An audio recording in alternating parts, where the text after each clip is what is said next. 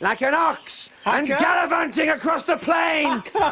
Why are you commentating everything I do?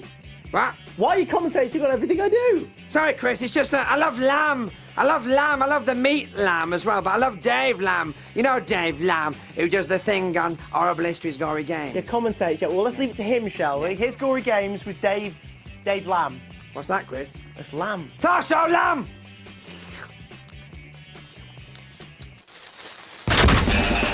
If mummies, rats and fleas ain't your thing, and you don't like the sound of an exploding king, if you're easily scared and don't laugh at poo, you better turn off, this show ain't for you. Still watching? Then let's test your brains with Horrible Histories Gory Games. Horrible Histories Gory Games. Hello and welcome to Gory Games with me, Dave Lamb, and my assistant, Rattus. Rattus? Oh, sorry, I was just preparing dinner. Oh, yeah? What are you having? Cockroach. Oh, lovely. How do you prepare a cockroach for dinner, exactly? Oh, I say, hello, nice to meet you. Now I'm going to eat you. Yes. This is the show where he makes bad jokes while I test your knowledge of horrible histories with quirky quiz questions and gory games. So, let's meet today's horrible historians. Hi, I'm Jack. Hi, I'm Maisie. Hi, I'm Akaduku. Excellent. Everybody's here. To get everyone warmed up today, I've organised a Middle Ages game called Crusader Taste Test. The Christian soldiers, off fighting in the Crusades, were so badly supplied that they were often reduced to eating things like tree bark and wheat found in animal droppings. No way. Forget it. Our contestants are not eating animal droppings. No, they don't have to eat animal droppings, no. They're going to be taste testing Crusader meat. Really? All they have to do is correctly identify which is chicken, OK. which is beef, Fine. and which is the meat that truly starving crusaders turn to. Slices of human flesh carved out of the bum cheek of a dead enemy warrior. So, contestants, which is the botty bacon? Are you ready? 3, 2, No, stop, right? Absolutely not. Don't worry, you won't have to do that. Not on my watch. You can't have children eating the bums of dead people. Actually, when you put it like that, yeah, we probably can't, can we? No. I think we should move on. I agree. Right, Jack, Maisie, Okachuku, you are playing to win year spheres. Each year sphere contains a historical date, and at the end of the show, your year sphere dates will be added up, with AD dates being added to your total and BC dates being subtracted from it. So, if these were your year spheres, we'd add 1,215, then subtract 480, giving us a total of, Rattus? 735. Right, well, that's right. How did you do that? Well, I added the 1 to the 8, put the 12 and the 4 into the tens column, carried the 0, and while you're distracted with all that, I sneak a look at the answers on your autocue. Yeah, very clever. At the end of the show, the person with the highest year score will win a unique, amazing prize. I pulled it out of the time sewers myself. Yeah, that's right. So your prize is hundreds of years old, was found in the sewers, and worse still, it's also had his grubby little hands all over it. Oi, technically they are not hands, they're feet. Whatever. Right, let's get cracking. And to find out who this round's about, it's over to the gory grid. It's the awful Egyptians. And your 4 Egyptian topics are myths, tombs, fashion, and war. So, Jack, you get to pick first. Have a little pick. Fashion. Let's hear the question. What was a popular Egyptian hair fashion for women? Was it A, wear a wig with a wax cone on it? B, shampoo your hair with crocodile weed? Or C, dangle onions and radishes from your plaits? So, is that A, B, or C? They've all agreed on A. Let's find out if they're all right or all wrong. The answer is A, wear a wig with a melted wax cone on it. The cone was perfume too, apparently. I'm not a woman. Fantastic. What a great start. A point apiece. Everybody's off the mark. Maisie, it's your turn to pick a topic. Tombs. Tombs. Let's hear the question. The question is, a dead Egyptian's tomb would contain a special scroll of spells and prayers to guide them through the dangers of the underworld. But what was it called? A, the Book of the Dead, B, Rough Guide to the Underworld, or C, the Dead Sea Scrolls? Let's see your answers now, please. Now, they've all in total agreement again. Let's see if they're right. The answer is A, the Book of the Dead. OK, Okachuku, your turn to choose a topic. Can I have myths, please? That is a question from Ratus Ratus. Thank you. According to Egyptian myth, why did the sun go down every night? Was it A, because it was drowned by the moon? B, it was swallowed by a cow goddess? Or C, it got sleepy and needed a rest? Let's see your answers now, please. Look at that. The boys agreeing with B. Maisie out on her own with A. Ratus, what's the answer? Well, I can tell you the answer is B. Yeah, it was swallowed by a cow goddess. Goddess of the sky, nut. I thought the cow was supposed to jump over the moon, not swallow the sun. Slight misunderstanding. The final topic in this round is war, and this is your question. To prove how many men they'd killed in battle, Egyptian soldiers used to cut off and keep what? A, the left hand, B, the right hand, or C, the head? Let's see your answers now, please.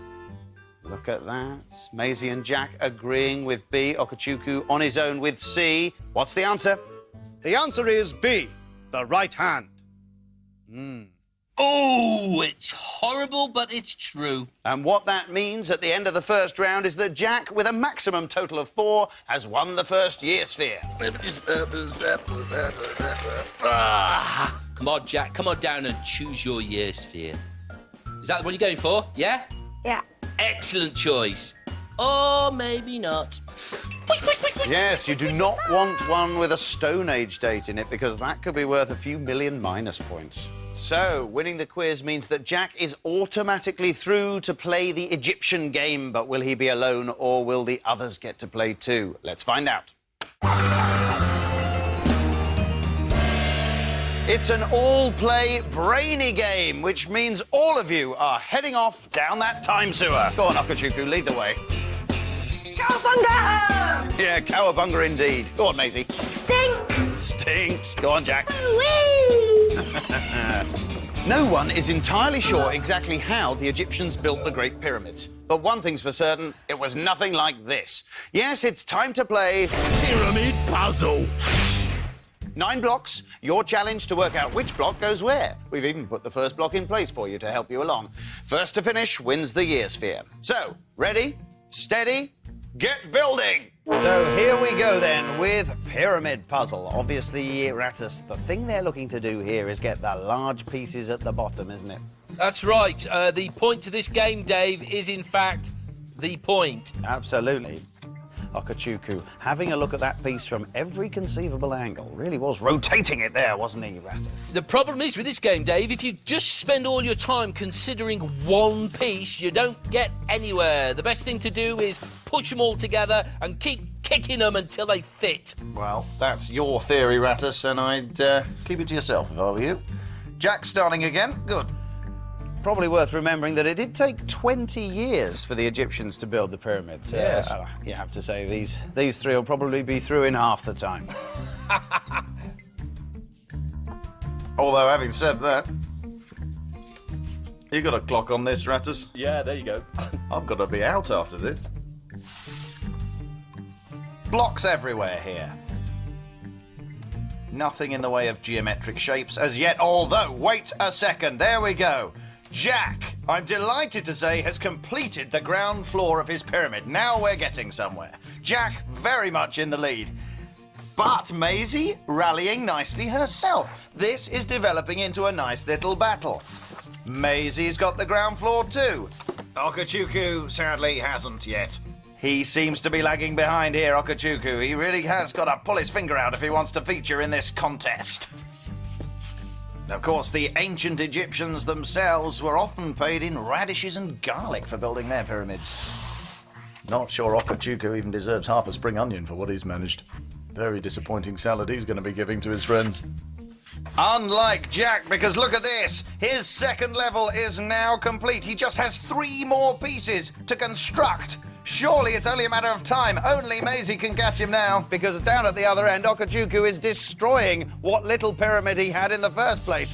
There is literally 2 pieces on him. Jack has only got 1 piece left, just the pinnacle of the pyramid required. It's there! It's there! Jack's the winner! It is. Jack has completed his pyramid, and look at that celebration. It's a kind of mixture of dancing and boxing and being a bit silly. And Okachuku is distraught. Huh? Well done, Jack. Help yourself to a year sphere. And did you know that the Great Pyramid at Giza is big enough to cover 8 football pitches? That's humongous. Yes, it is. Right, time for round 2, and to find out what's up next, it's over to the gory grid. It's the gorgeous Georgians. So, you all look pretty happy about the Georgians. Have you all revised them? Yes. Oh, Jack, you haven't. Bad luck. The other 2 are right up for it. Here are your 4 Georgian topics. Death, women, kings and smugglers. Maisie, it's your turn to pick first this time. What are you going to have? Can I have women, please? Women. True or false? Women were only allowed to vote in elections in Georgian times if they were rich. Let's see your answer now, please. So, Maisie and Okachuku going for true, Jack for false. What's the answer? It's false. Obviously, no women were allowed to vote in Georgian Britain, only male landowners like me. What a horrible man. Okachuku, your turn to choose a topic. Can I have death, please? True or false? In 1830, William Huskisson died in the first ever air balloon accident. So, is that true or false? Interesting. The boys agreeing on true. Maisie out on her own with false. What's the actual answer? It's false. Huskisson was run over by one of the first ever trains. A train impression there from Rassus. Jack, your turn to pick a topic. I would like kings, please. Is this true or is it false? King George I spoke next to no English. Let's see those answers now, please. Boys agreeing again on true. Maisie thinks that's false. What's the actual answer? It's true. That's right, he was actually German. And despite being King of Britain, he never bothered to learn English. You've never bothered to learn rat, have you, Dave? No, I can't say I have. I dread to think what he just said. The final question is on smugglers. And it's a question from Rassus Rassus. True or false? Georgian smugglers used to get valuable lace into the country by hiding it up a pig's bottom. Let's see your answers now, please. Jack and Maisie have gone for true. Okachuku goes with false. What's the answer, Rassus? Oh, it's false. Ha! But Georgian smugglers did used to stuff lace down a goose's neck. I'm guessing if you hid lace up a pig's bum, it wouldn't be so pretty afterwards. I think you're absolutely right. That's the end of the round, and we see that the boys have a tie on their hands with 2 points each. But fingers on buzzers, Jack and Okachuku, because we are going to our tie-break question. Beginning with the letter W, name the type of boots named after the British general who defeated Okachuku. Wellingtons. Wellington is absolutely right. Well done. Help yourself to a year sphere. So, Okachuku is through to play the Georgian game, but will he be playing alone or will he play with everyone? Let's find out. It's an all-play silly game, so off down the time sewer with a lot of you. Lead off, Okachuku. Yippee-ki-yay! Stink! Stinky winky! Stinky Winky indeed. Now, Georgian wigs were huge, and with huge wigs came a huge problem. The number of bugs that called the wig home. It's time to play Flea Fling.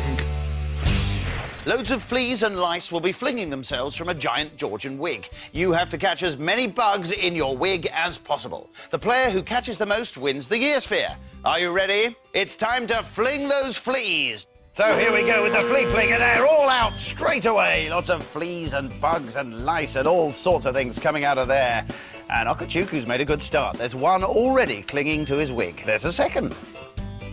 And now Jack's off the mark. Oh, and there's a second clinger. They are little clingers, Dave. It has to be said. Oh, and Jack's got one in front of his face. There's one hanging off Jack's wig, and it's obscuring his view. But to be honest, it's helping him. I don't know how that works. How does that work? I'm not sure. The danglers are a bit odd there, Dave. Sometimes they help, sometimes they hinder. Now, that's danglers for you.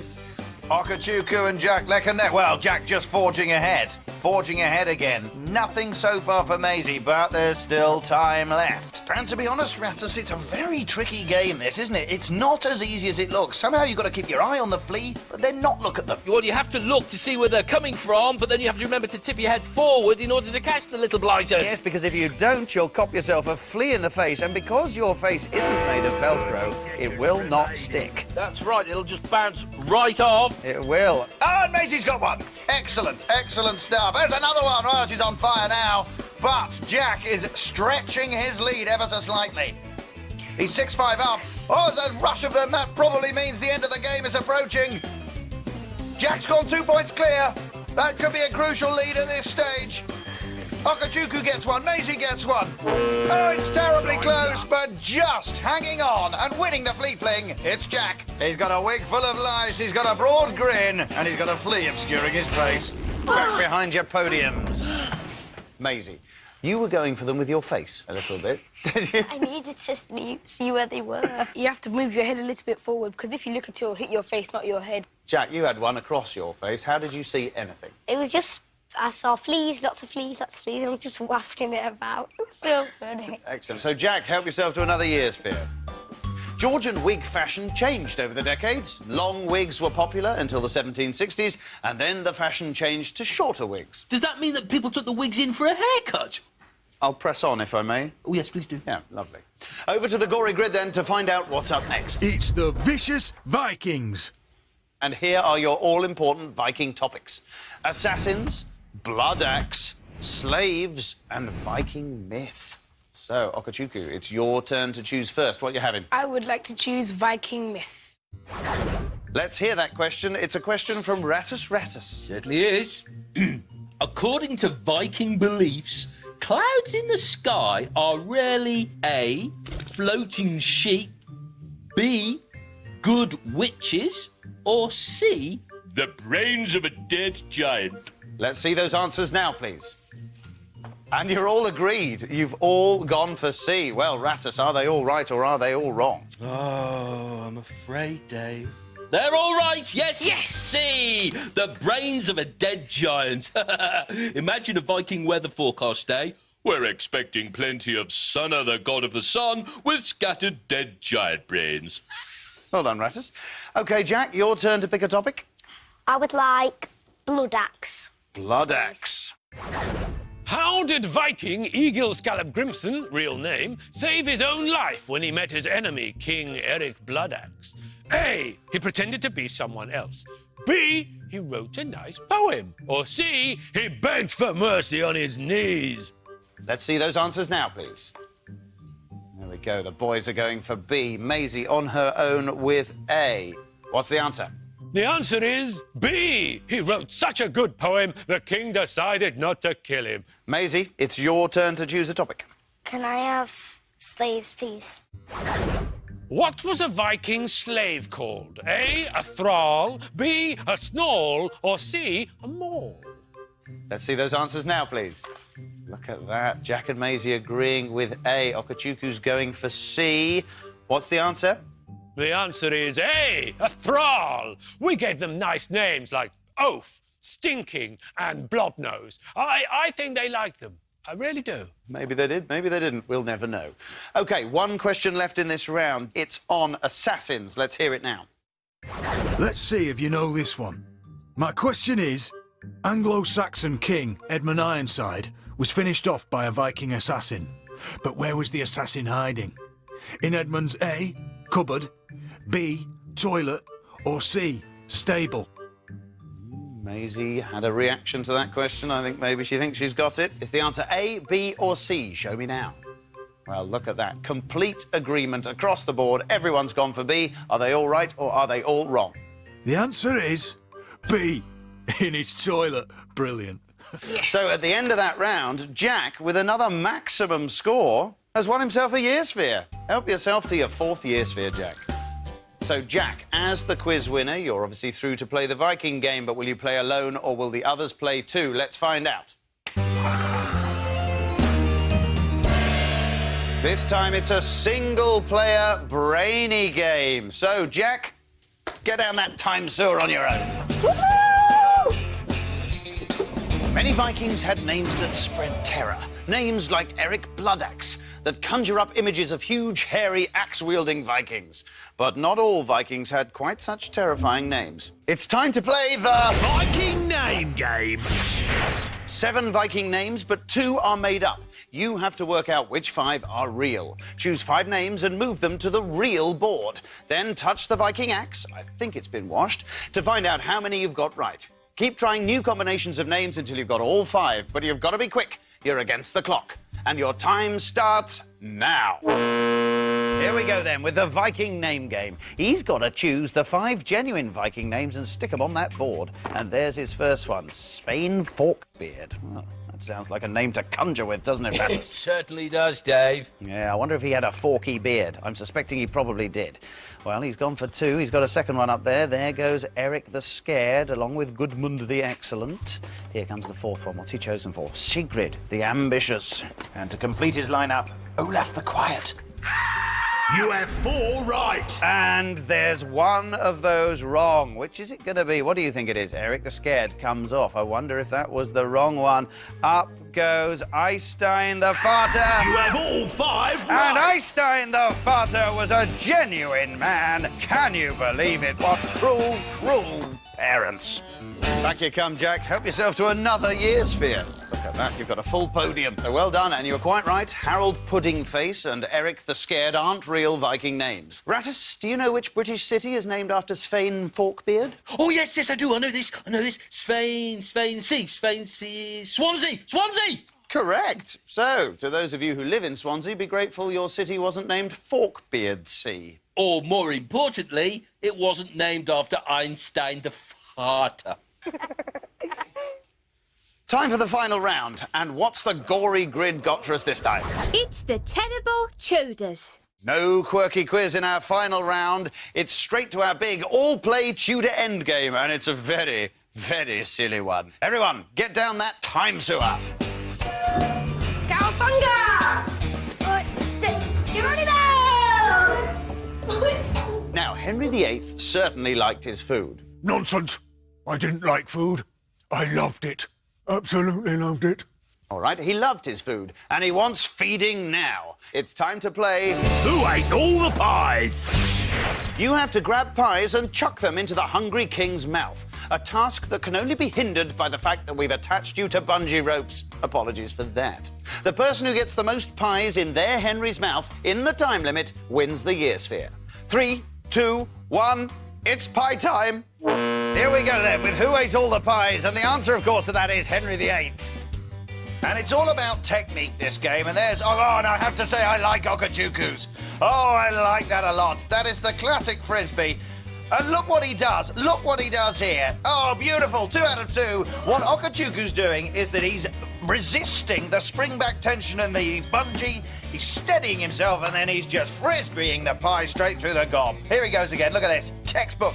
Beautiful stuff. Wow, what a tremendous player he is. And the others are shell-shocked. They are absolutely shell-shocked by what's happening in Okachuku's lane here.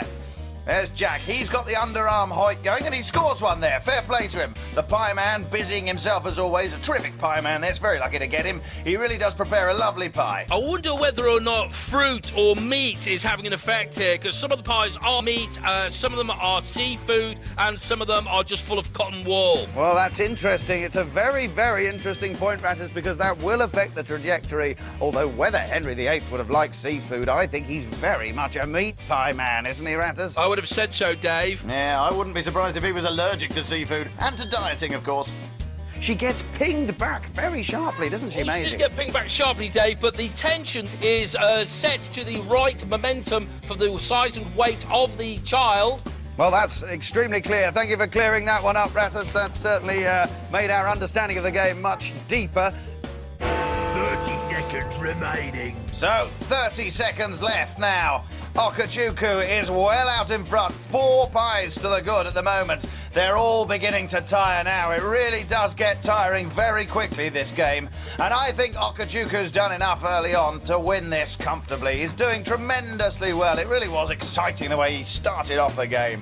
Oh dear, that was a tired fling there from Maisie. And she actually nearly got hit in the face by a pie in the pieman's hand there. Time's up. And it's all over. Respite at last for Maisie, who collapses in a heap on the ground. But our winner, without question, 6 pies to 3, is Okachuku, and there he is, struggling for breath. Get back behind those podiums. Well played indeed. Very interesting to see 3 very different techniques on display during that game.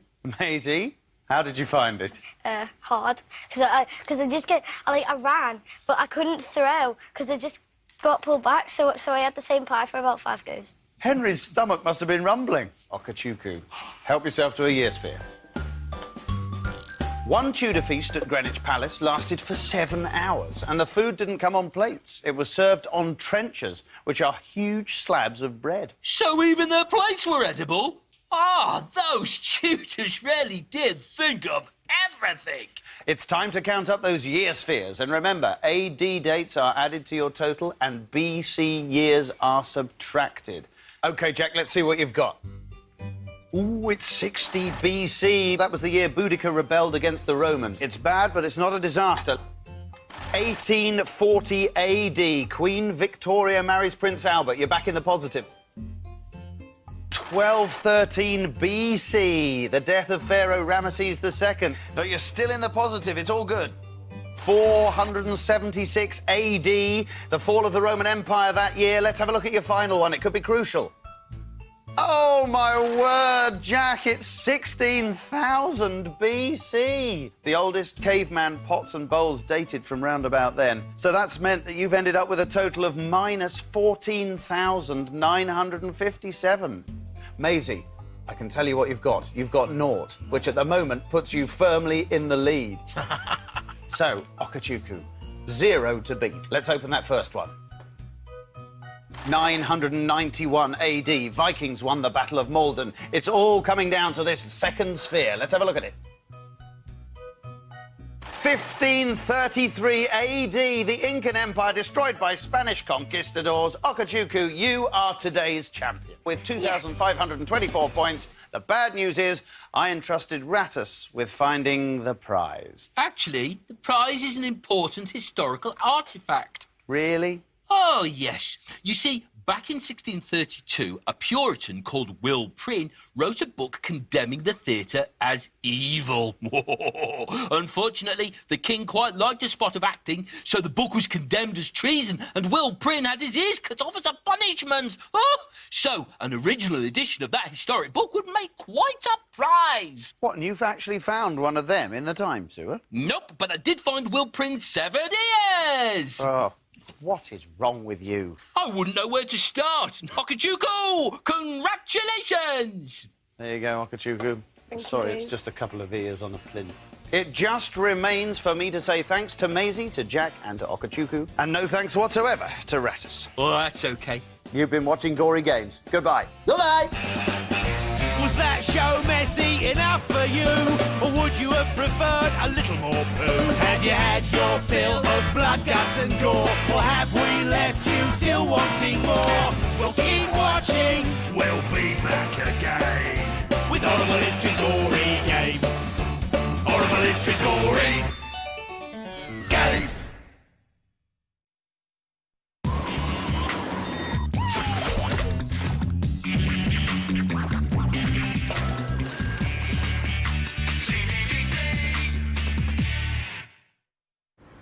Hello there, Sonali here to tell you why you should tune into Newsround at 10 to 7, a show that the team is getting ready for you right now. I say team, today it's just one guy called Jimmy. Anyway, you can find out why kids in South Korea are being banned from playing online games after midnight.